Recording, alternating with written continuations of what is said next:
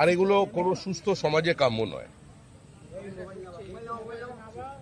এই নির্বাচনের ফলাফল প্রমাণ করে দিয়েছে ঔদ্ধত্য এবং একদলীয় একচেটিয়া একাধিপত্যবাদ দীর্ঘদিন চলতে পারে না। কারোর ক্ষোভ থাকতে পারে, বিদ্বেষ থাকতে পারে, কিন্তু এ ধরনের ঘটনা যারা ঘটাচ্ছেন এটা সুস্থ স্বাভাবিক গণতান্ত্রিক সমাজে কাম্য নয়।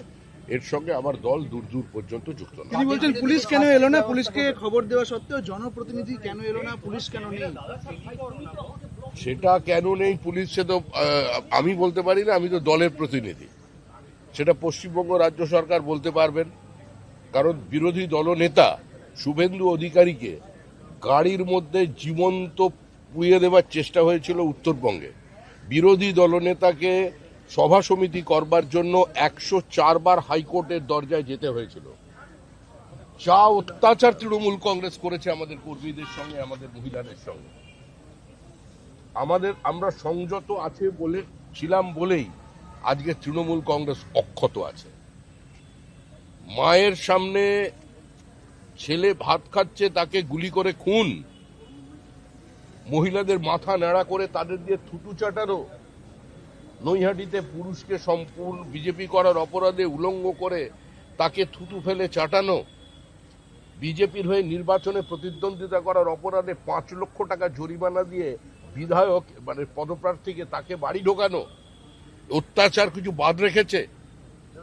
সন্তোষ ট্রফি খেলা একজন ফুটবলার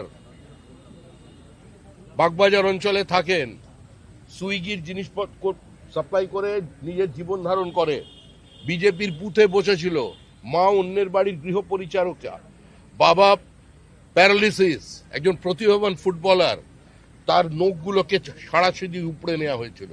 যান দেখে আসুন, সেগুলো কভার করুন।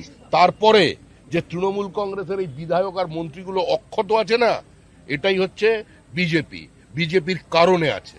আমাদের জায়গায় অন্য কেউ থাকলে, যদি তৃণমূল থাকতো, আজকের ক্ষমতায় আসতো, আজকে এখানে আমি দাঁড়িয়ে থাকতাম না, আমার 500 কর্মী খুন হয়ে যেত। আর যদি কংগ্রেস বা সিপিআইএম হতো, তাহলে আজকে যিনি বলেছেন বিবৃতি দেওয়ার অবস্থায় থাকতেন না, অনেক আগেই লিঞ্চিং এর শিকার হয়ে যেত। যে অত্যাচার দক্ষিণ 24 পরগনায় হয়েছে, 3টে সভাপতির গাড়ি ভাঙা হয়েছে,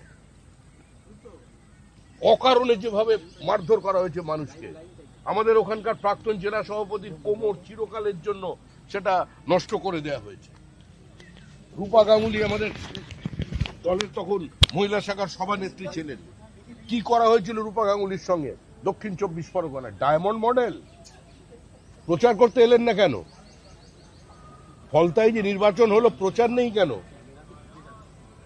কোথায় ডিজে, কোথায় রবীন্দ্রসঙ্গীত? এসব আর রাজনীতিতে চলবে না।